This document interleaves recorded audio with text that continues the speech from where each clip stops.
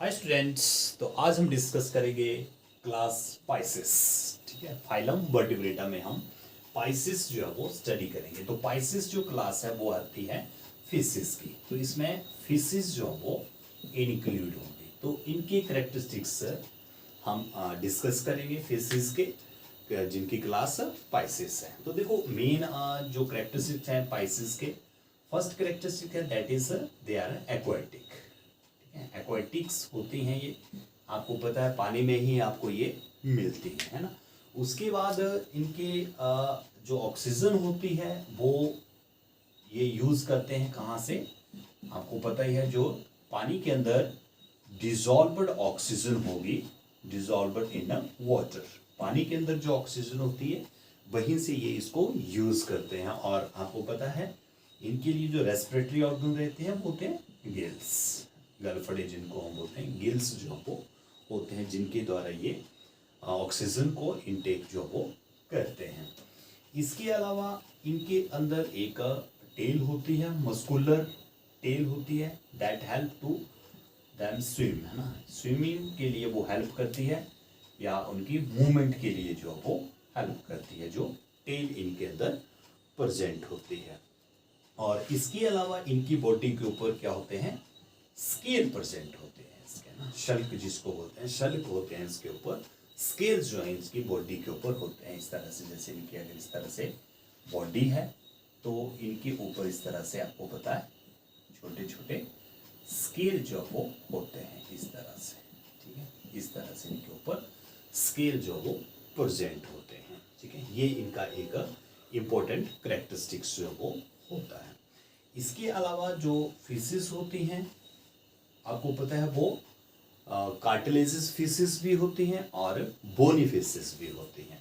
तो कार्टिलेजिस फिशेस जो होती है ना, कार्टिलेजिस फिशेस जिनके अंदर बोन्स नहीं होंगी, ठीक है, कार्टिलेज होते हैं, जैसे हमारी बॉडी के अंदर कार्टिलेज होते हैं ना, जैसे हमारा ये ईयर है ना, ये नोज की टिप्स है, तो यहाँ पे बोन्स नहीं होती है ना, बोन्स जो वो नहीं होते हैं यहाँ पे, ये हमारे कार्टिलेज होते हैं। इसको हम आसानी से देखो मोड़ भी सकते हैं। तो ये जो कार्टिलेजिस फिशेस होंगी इसके अंदर बोन नहीं होती है, बोनलेस फिशेस जो वो होती हैं। और दूसरी आपको पता है बोनी फिशेस होती हैं जिनके अंदर जो वो कांटे होते हैं, बोन्स जो वो प्रेजेंट होती है ना। और इसमें देखो और इम्पोर्टेंट करेक्टरिस्टिक्स क्या होता है, ये जो एनिमल्स, ये जो फिशेस होती हैं ये कोल्ड ब्लडेड होती हैं। अब यहाँ पे आपको कोल्ड ब्लडेड समझना पड़ेगा कि कोल्ड ब्लडेड एनिमल्स हम किसको बोलते हैं, कौन कोल्ड ब्लडेड जो वो होते हैं ना। देखो कोल्ड ब्लडेड एनिमल्स वो एनिमल, जैसे हम हैं तो हम क्या हैं, हम वार्म ब्लडेड है ना। यहाँ पे आपको मैं क्लियर कर देता हूँ कोल्ड ब्लडेड एनिमल्स क्या होते हैं। कोल्ड ब्लडेड एनिमल्स वो एनिमल्स होते हैं जिनकी बॉडी का टेम्परेचर जो होता है वो सराउंडिंग के टेम्परेचर के बराबर ही होता है ना। अगर मानो कि जैसे 37 डिग्री सेंटीग्रेड इन्वायरमेंट का टेम्परेचर है, तो जो एनिमल्स होगा, कोई भी एनिमल होगा, उसकी बॉडी का टेम्परेचर भी कितना होगा, 37 डिग्री सेल्सियस ही होगा। तो इन्वायरमेंट के बदलने से उनके बॉडी के टेम्परेचर पर फर्क जो वो नहीं पड़ता है।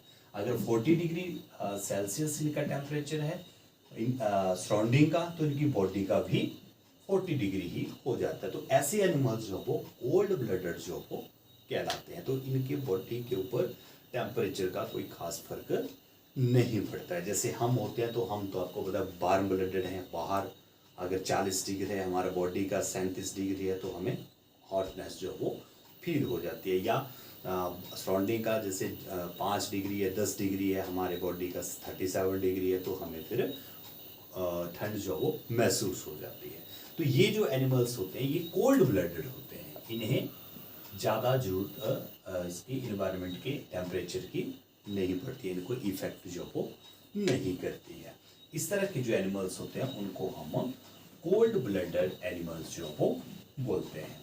तो इसमें मैंने आपको बताया था कि कार्टिलेजिस फिशेस हैं, और सेकंड कार्टिलेज फिश होती हैं, और सेकंड होती है इसमें बोनी फिशेस।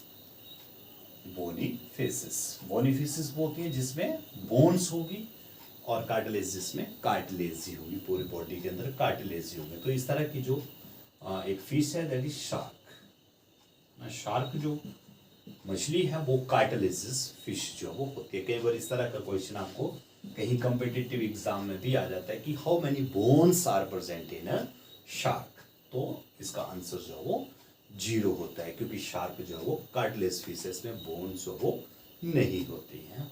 और बाकी और एग्जाम्पल भी हैं फिशेस के, जो कार्टिलेज फिशेस भी हैं, बोनी फिशेस भी हैं, जैसे इसमें ट्यूना है और रोहू है, लेवियो रोहिता जिसको हम बोलते हैं, लेवियो रोहिता जिसको हम बोलते हैं।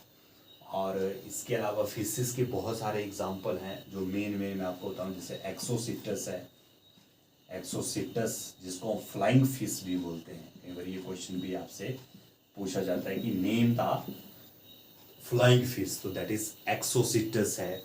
फिर आपकी इलेक्ट्रिक ईल है, इलेक्ट्रिक ईल जो कि जिसका नाम टॉर्नेडो है, जो क्या करती है, करंट मारती है ना, करंट छोड़ती है, उसकी बॉडी में करंट जो वो निकलता है ना, टॉर्पेडो बोलते हैं इसको हम, टॉर्पेडो बोलते हैं इलेक्ट्रिक ईल को।